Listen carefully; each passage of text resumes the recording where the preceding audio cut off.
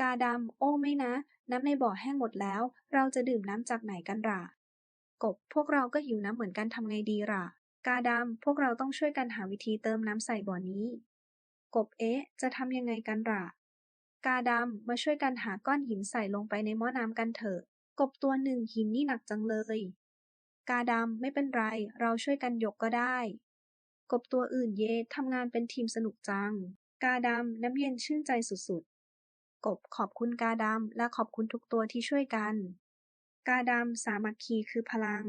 กาดำน้ำเย็นชื่นใจสุดๆกบขอบคุณกาดำและขอบคุณทุกตัวที่ช่วยกัน